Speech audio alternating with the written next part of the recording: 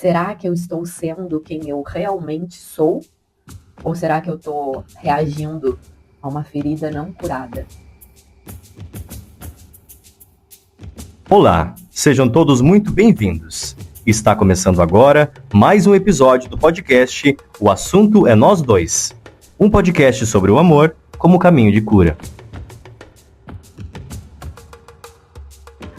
Alô, ouvintes, mulheres maravilhosas, homens incríveis e todos vocês que estão aqui para decifrar as entrelinhas da própria história, para enxergar aquilo que estava oculto e transformar as próprias relações. Sejam muito bem-vindos. Aqui quem fala é Daniela Flores, mulher, psicóloga, especialista em relacionamentos e uma exploradora da alma humana. Se você ouviu os episódios anteriores, já sabe que estamos mergulhando fundo nesse tema das feridas emocionais. Se ainda não ouviu, recomendo voltar lá e acompanhar tudo, porque cada episódio é um degrau nessa escada de autoconhecimento que nós estamos percorrendo aqui juntos. Esse é o terceiro episódio do podcast O Assunto é Nós Dois. E nesse momento, nós estamos explorando o livro As 5 Feridas Emocionais, de Liz Bourbeau. E hoje nós vamos conversar sobre o segundo capítulo do livro, que fala sobre a primeira de todas as 5 feridas emocionais, que é a rejeição. Então pega teu café, teu chá, teu vinho, ou só um tempinho para você e vem comigo, porque agora a gente vai para mais um mergulho nas profundezas.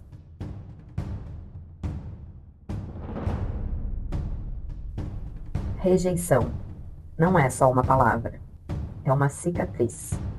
Ela não vem com um adeus dramático, mas com olhares que desviam, respostas que nunca chegam, presenças que nunca se fazem inteiras. É aquela sensação de que por mais que você tente, nunca será suficiente.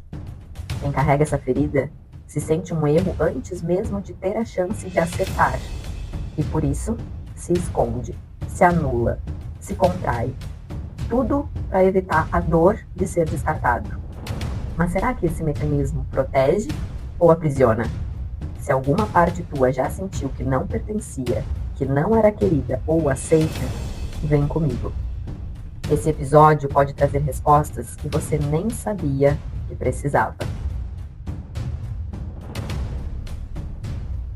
Repelir, afastar, recusar, pôr de lado, largar, não acolher, não assimilar, excluir. Alguma dessas expressões conectou aí? Pois então, Liz, a autora do livro, já começa o segundo capítulo trazendo esses sinônimos da palavra rejeitar. E é importante a gente entender que ela vai apresentando as feridas no livro na ordem cronológica da nossa linha do tempo, da nossa vida. Ou seja, a ferida da rejeição é a primeira de todas as 5 feridas a se manifestar.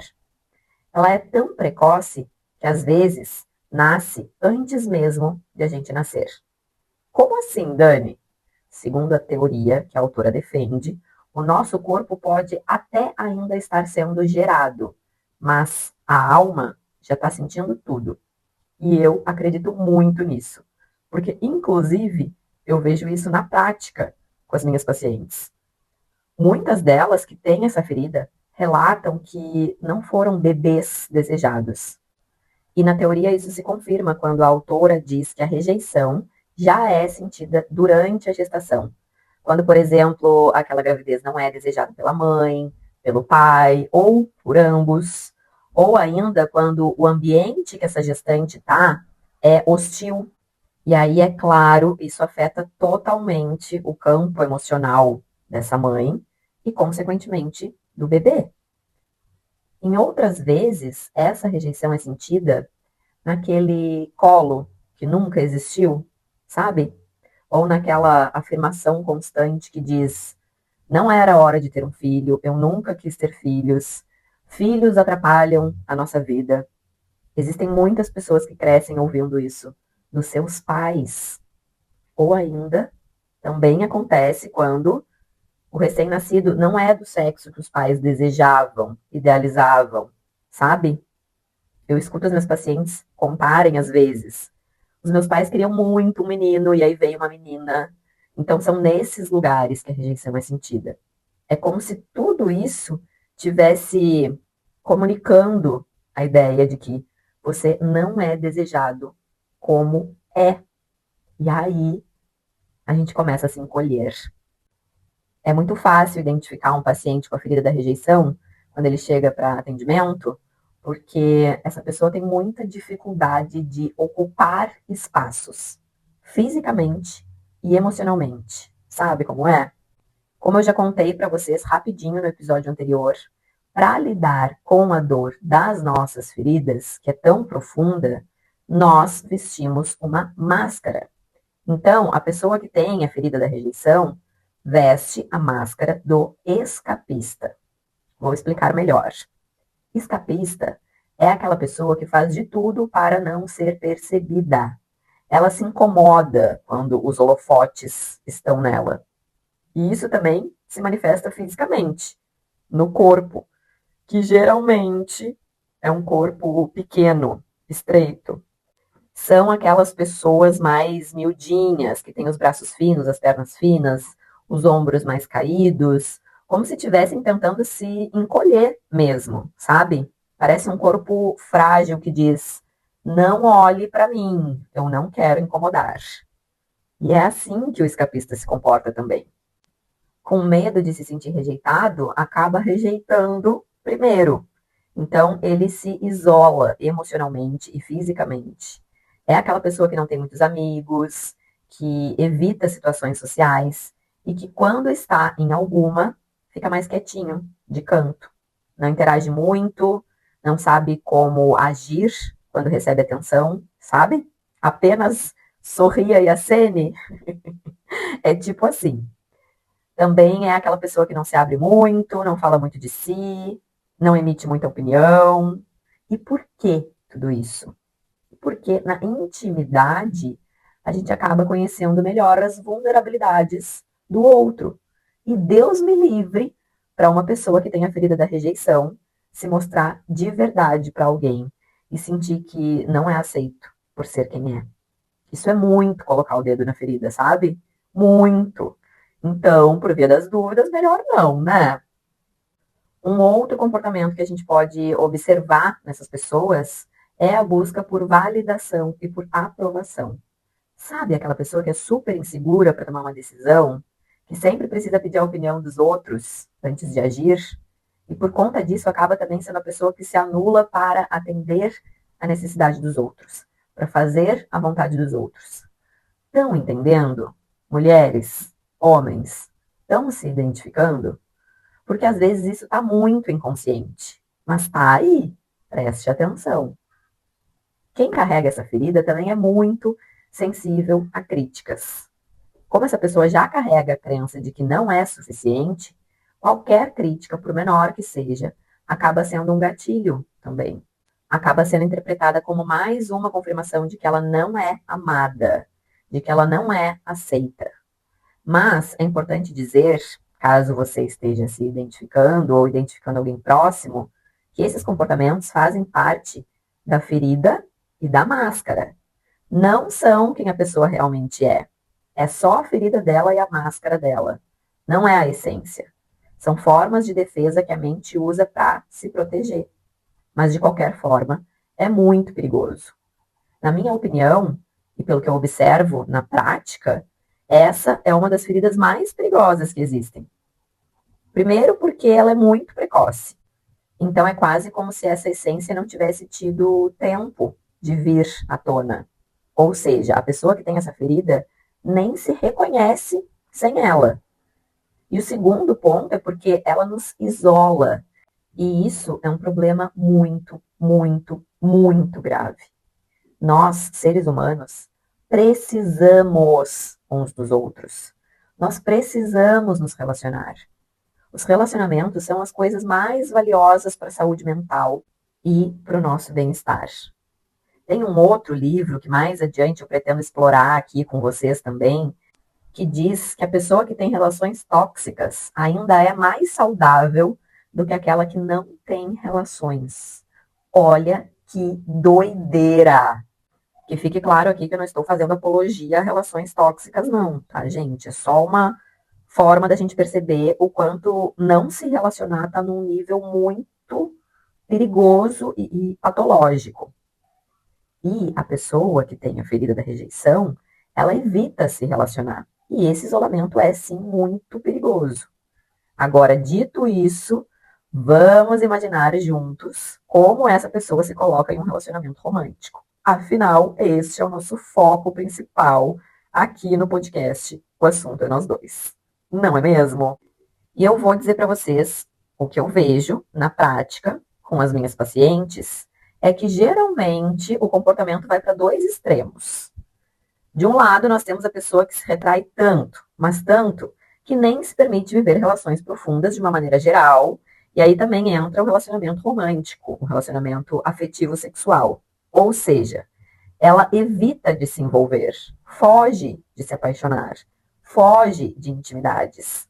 Mas, na maioria das vezes, isso é inconsciente, tá? Daí, claro, o inferno são os outros, o problema é o outro. Se o outro agisse diferente, tudo daria certo. Essa pessoa diz que quer, mas inconscientemente ela busca pessoas indisponíveis, que é justamente para não acontecer a relação. Sabe como é? Rindo de nervoso, né?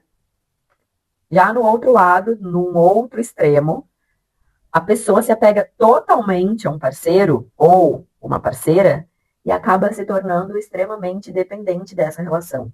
Porque ali ela sente uma segurança, uma familiaridade, mesmo que não seja saudável.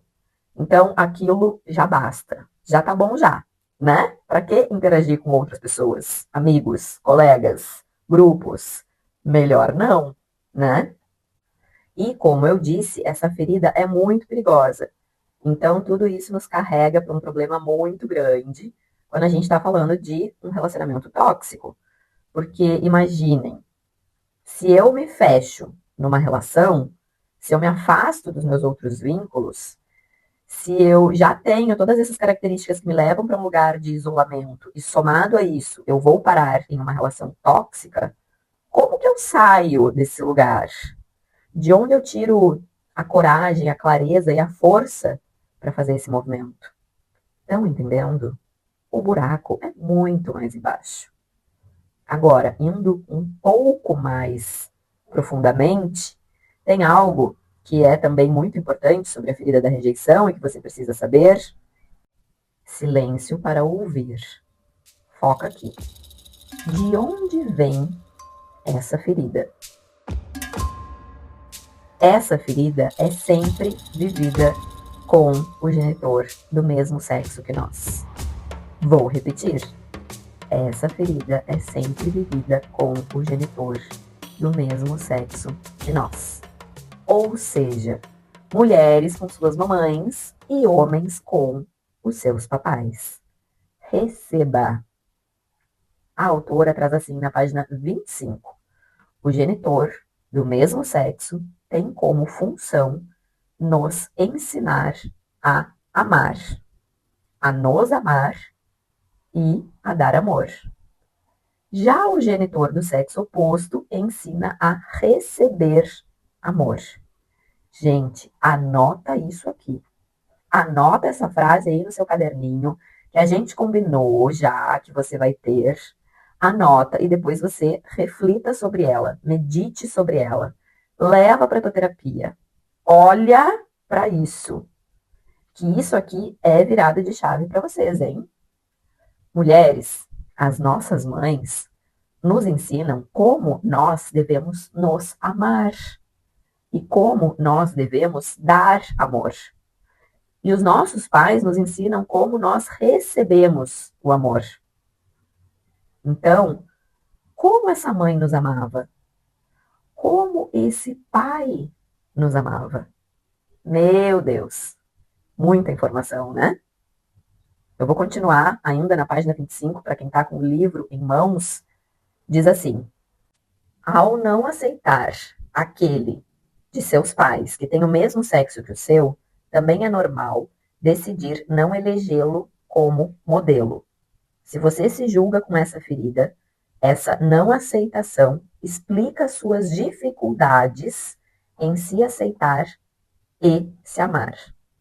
Então, por exemplo, se você é uma mulher e carrega essa ferida da rejeição, você se sentiu rejeitada pela sua mãe em algum momento. Às vezes através de um olhar, de julgamento, de críticas que eram constantes, uma ausência emocional.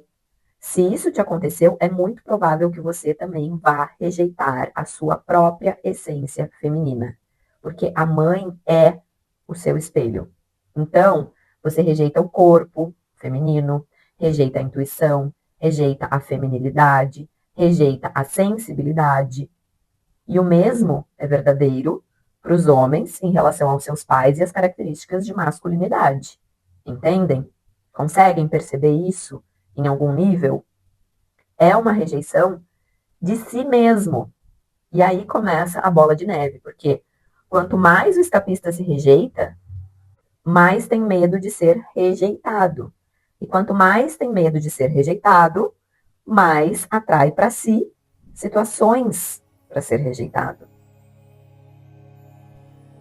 Agora eu quero pedir para você que está me ouvindo e que está se identificando com essa ferida, que você respire fundo.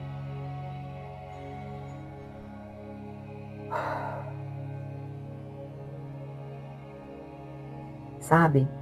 Porque a gente está falando de teoria aqui. Mas eu não quero que esse seja apenas um espaço de conhecimento. Eu quero que seja um espaço de cura também. E por mais que seja desconfortável, se permitir sentir, se permitir ser atravessado, atravessada pelas nossas emoções, é o único caminho possível para a gente se libertar. Então, se permita sentir essa dor. Como a autora diz, a pessoa que tem essa ferida guarda um grande amor decepcionado, que é tão intenso, mas tão intenso, que muitas vezes se transforma em ódio. Odiar exige muito amor. Então, se for preciso, se você sentir vontade, pausa agora esse episódio e te conecta com essa ferida. Deixa vir. Se permita chorar se você sentir vontade. Acolhe a dor da tua criança interna que sentiu que não era suficiente, que não era amada. Talvez a sua mãe ou o seu pai não souberam te amar como você precisava. E não é sobre culpar eles, é sobre libertar a tua história. É sobre olhar para trás com compaixão para depois seguir em frente. Agora você pode aprender a se amar de um jeito diferente, inteiro, verdadeiro, gentil, e se colocar no mundo de uma outra forma. Respira fundo mais uma vez. Agora não existem mais vítimas e nem culpados. Como a autora traz, mais adiante, na página 33, os que nos rejeitam estão em nossas vidas para nos mostrar o tanto que todos rejeitamos a nós mesmos. Isso muda tudo, né? Porque a partir desse lugar, a gente começa a se responsabilizar, a se olhar com mais coragem e mais verdade. É como se a vida tivesse o tempo todo tentando nos mostrar onde nós ainda não nos amamos, onde nós ainda estamos nos escondendo, onde ainda estamos pedindo permissão para existir. Tudo isso é, na verdade, um convite para você começar a se escolher, a se mostrar. Pare de se esconder para caber nas expectativas dos outros. E claro, não vai ser de uma hora para outra, mas começa assim, como agora, com uma respiração consciente, um pensamento diferente, um olhar mais compassivo para si mesmo, para si mesma, para sua história. E foi esse o convite também que eu fiz para uma amiga querida que tem a ferida da rejeição que leu o livro e que se sentiu corajosa para falar um pouco pra gente sobre a experiência dela. Ela enviou um áudio aqui pra gente ouvir juntas. Bora lá? Oi, gente, meu nome é Carol, eu sou amiga da Dani há mais de 25 anos e ela me convidou para vir falar um pouquinho com vocês sobre o meu encontro com o livro As 5 Feridas Emocionais.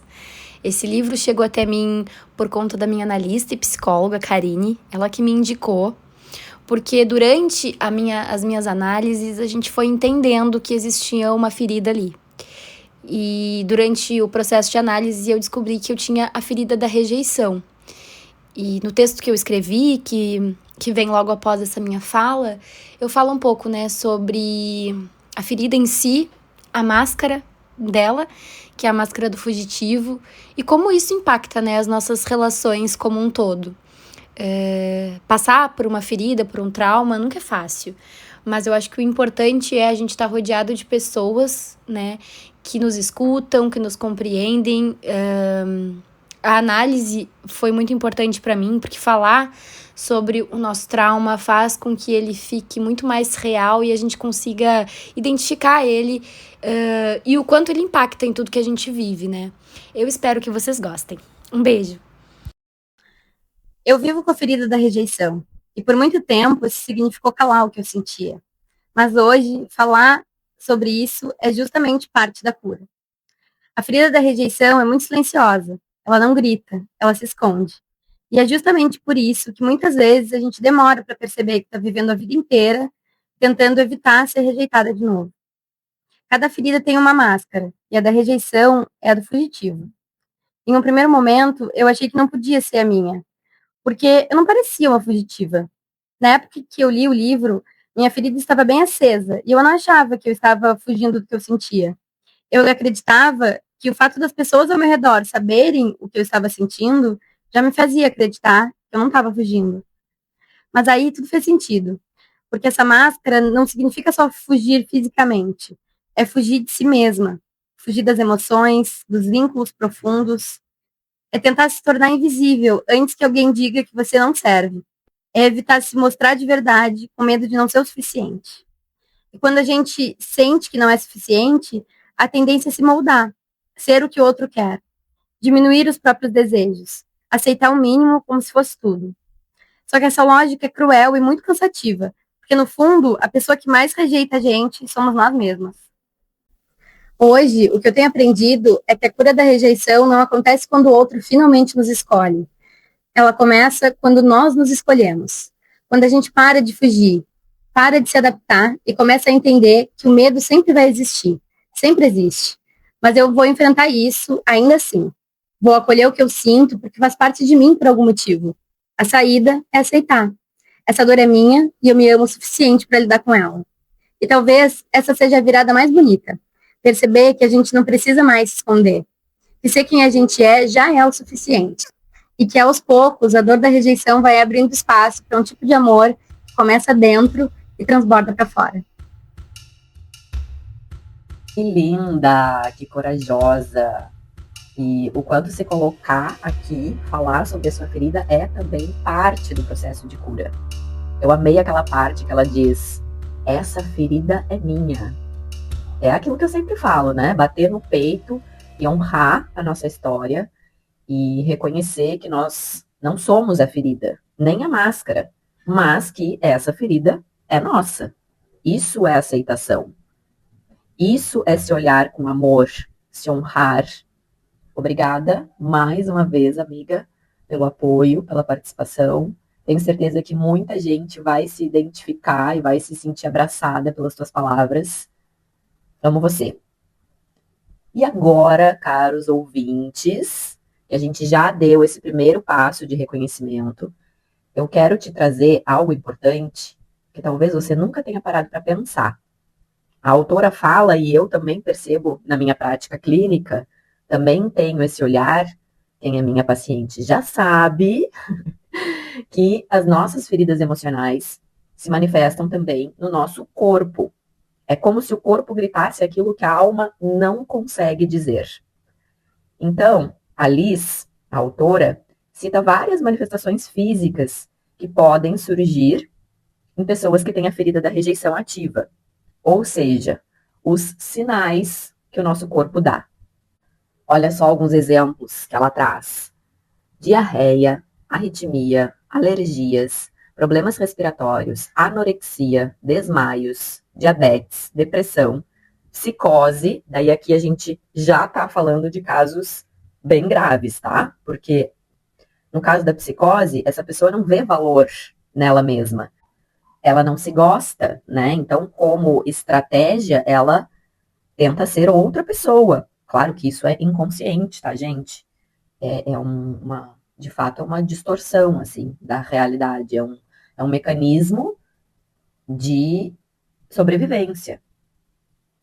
E aí ela vai se misturando, né? Por exemplo, com algum ídolo. Ela começa a se comportar como esse ídolo, e isso pode chegar nesses casos mais graves mesmo, de psicose. Num primeiro momento é uma admiração, mas aí ela vai entrando nesse personagem e daqui a pouco ela já entende que ela é este personagem. E uma outra doença também que pode se manifestar em pessoas com a ferida da rejeição, e aí também em casos mais graves, né, é o câncer. Eu vou até ler o trecho que a autora traz na página 35, é forte, então respira fundo aqui comigo.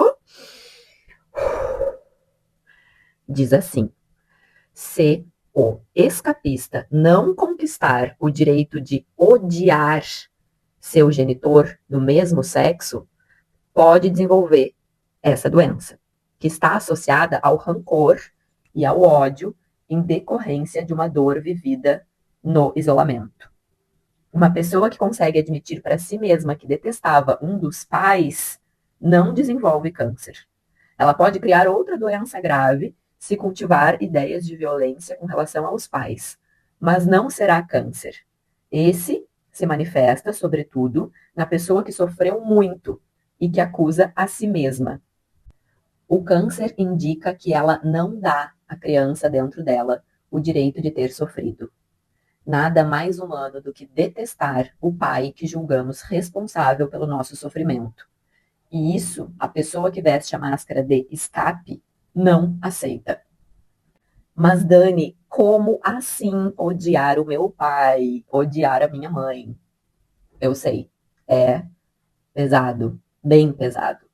Essa parte que eu acabei de ler pode ter te deixado muito desconfortável, ou até com raiva do que você ouviu. E tá tudo bem sentir isso. É natural, é humano. Mas é por isso que a gente tá aqui, para olhar para essas verdades difíceis, não com culpa, mas com a chance de fazer algo diferente com elas. Essa não é uma conversa sobre diagnóstico, nem sobre apontar dedo. É uma conversa sobre despertar. Porque quando a gente começa a entender como a nossa história emocional molda o nosso corpo, o nosso jeito de estar no mundo, a gente começa também a ter uma chance real de se curar. Se você convive com alguma dessas doenças que eu citei, pode ser que a sua criança interna esteja pedindo socorro, implorando para ser olhada, sentida, acolhida.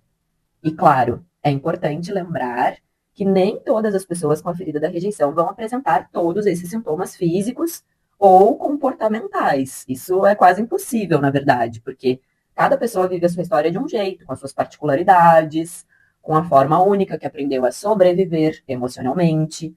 Mas o ponto aqui é outro. Como eu já disse, quando uma ferida está no comando, a gente não consegue ser quem a gente realmente é. A gente vive reativo, na tentativa de evitar qualquer ameaça à dor, tentando se proteger, tentando agradar, e nisso tudo a gente vai se perdendo da nossa essência. E aí 2 mais 2 é igual a 4. Não tem como ter uma vida plena, feliz, quando a gente é só uma versão camuflada de nós mesmos. Por isso, é tão importante a gente se observar com verdade. Será que eu estou sendo quem eu realmente sou? Ou será que eu estou reagindo a uma ferida não curada?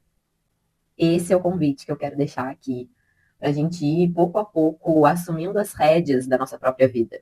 Sem idealizações, sem fantasias, Porque é claro que esse processo não acontece da noite para o dia, né? A ciência. Mas reconhecer com certeza é um grande primeiro passo. E você já deu esse passo aqui comigo hoje. Então, parabéns e bem-vinda, bem-vindo a esse novo lugar. Uma pergunta muito comum que costuma surgir nessas horas é: tá, Dani, como que eu faço para sair disso?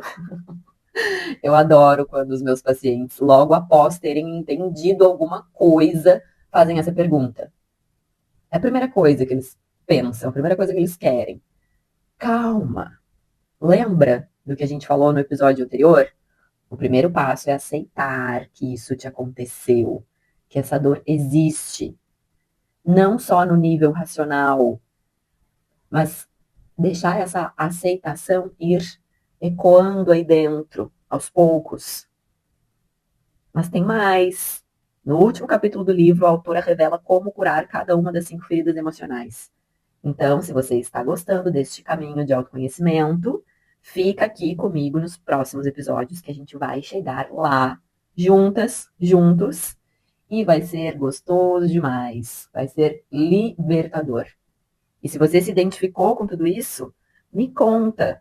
Pode me mandar mensagem, compartilhar nas redes, me marcar. Eu adoro saber como esses episódios estão chegando até aí. Qual foi a grande virada, o grande insight, a grande cura que você teve nesse terceiro episódio? Algum trecho específico te marcou? Alguma frase que você anotou? Manda para mim que eu vou amar interagir com vocês.